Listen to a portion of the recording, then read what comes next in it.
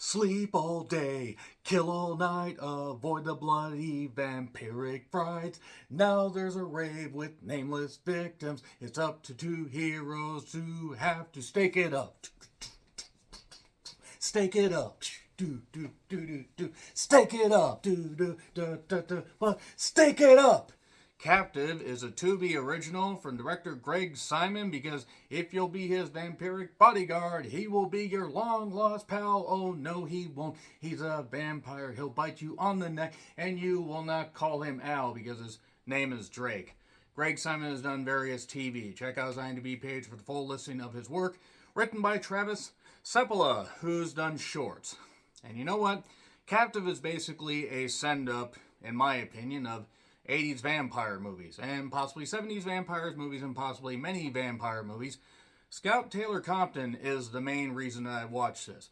I.e., she's the only reason I watch this. Nothing against the rest of the cast, but with Tubi Originals, you're either going to get something surprising, something okay, or, in the case of Captive, something that made me question if they actually knew what the hell they were doing here, because there were elements of campiness, and I sort of enjoyed it, except all the characters seemed like they sustained several major head injuries. And the camera work for the low budget was especially amateurish. I'm not even saying that people didn't know what they were doing, they're bad at their jobs, but good God, this was what they went with?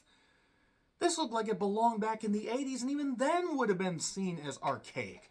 Scout Taylor Compton, who I've loved since the Rob Zombie Halloween movies that I fully recognize are not all that great, plays Ashley, and along with a few friends, they break into a house to party when they could have just done it in the fucking field or in an abandoned apartment building. Hell, they could have used the apartment from Paranormal Activity, the marked ones.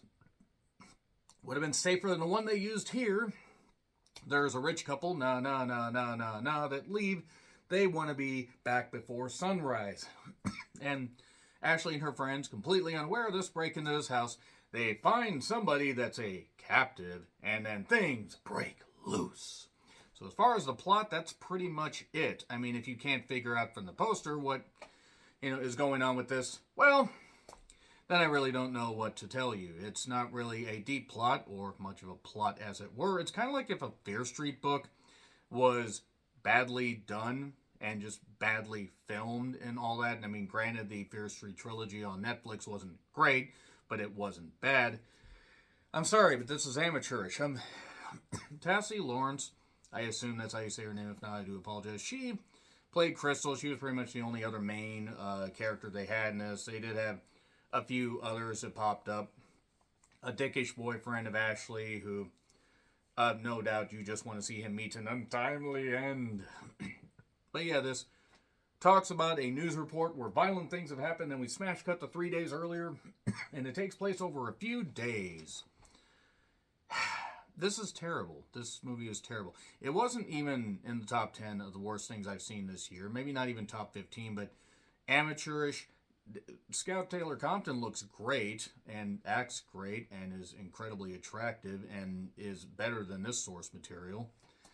And sure, everybody seemed like they were having a blast with it. Maybe it was intended to be a comedy, but every time it tried to do horror, it didn't do it very well, even competently. These special effects were not all that great, but again, micro budget, I can understand, but don't try things that you don't have the money for, because otherwise, it just makes things look really, really amateurish and not very good. And not very easy to sit through. There are long periods where there's partying, the music's okay, there's drug usage, they find this stuff that hints that maybe they shouldn't have broken into this house, and maybe we shouldn't do this thing and just leave the house that we broke into since we committed a crime. But no, we'll make dumb decisions and then get offed, because that's basically what happens right there. Granted, dumb decisions, slasher, and horror movie 101, but they're especially egregiously dumb here, and I'm sorry, it's really not worth rooting for any of the characters here. And then the explanation of the explanation made me laugh even goddamn more. I'm going to get into spoilers, just so you know. It is on Tubi if you want to check it out. Tubi's an ad-based streaming service. You can watch it, you can enjoy it, maybe get together with some friends and drink and party like the ones here, and Enjoy it, I guess, maybe. Spoilers. Okay, so it turns out that this guy that they found chained up is named Drake. Not the rapper. That would have been more hilarious, in all honesty. They find him chained up. There's a circle of salt around him. They unchain him. And then he picks them off one by one. Gets Ashley, who he turns into a vampire. And granted, Scout Taylor Compton acting all sexy as a vampire is certainly a nice visual. And her biting and sucking people off is something, I mean, look, the joke had to be said. Maybe not had to, but I just am going to say it anyway. Is appealing, but then from there, people just get off. People do really, really stupid shit. At one point, there's this character, Teddy, that explores the basement. After they free this guy, Drake, and they think, well, we can't just leave him chained up. I mean, you don't have to. You could have unchained him and then left. But he has vampiric powers. And after he turns Ashley, then various other people get bit and killed. And you want to play with your food, he says. How do you feel? Hungry? Never mind. So then Saturday, this is stupid. The special effects are ass. The characters are shit. Vampiric weed at one point. Let's just get high and do shit. Scout Taylor Compton is gorgeous. That's what I noted. And then Teddy finds all this stuff in the basement, including steaks and cloves of garlic stuff and stuff trapped in this thing of these two people that have this boy captured. So clearly they're vampire hunters. At no point did they think, maybe we should leave and just forget about our friends and just go. No, we can't do that. We have to be morons. And then a rave party happens because Mallory, who's played by Christina Robinson, here's to you, Christina Robinson. You didn't get much screen time. Oh, no. Oh, ho, ho, ho. But she arrives with a bunch of rave friends, and then people get picked off more. They find Teddy's body. The remaining friends are there. This guy says, party's over. There's a dead body upstairs. I'm trying to save your lives. Dead man's party. Woo! Well, steak would not do anything. Little broom handle. Anyway, from there, Drake sees Ashley get stabbed in the heart. He gets stabbed in the heart.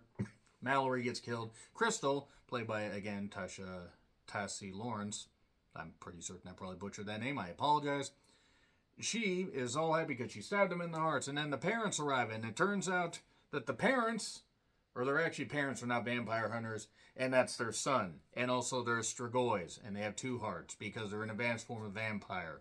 So Ashley and Drake are still alive. Crystal has gotten bitten at this point.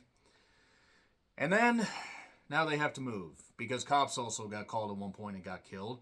So they have to move and leave, and now they're a family of 4. And then during the credits, Crystal is alive. They want to do a sequel to this.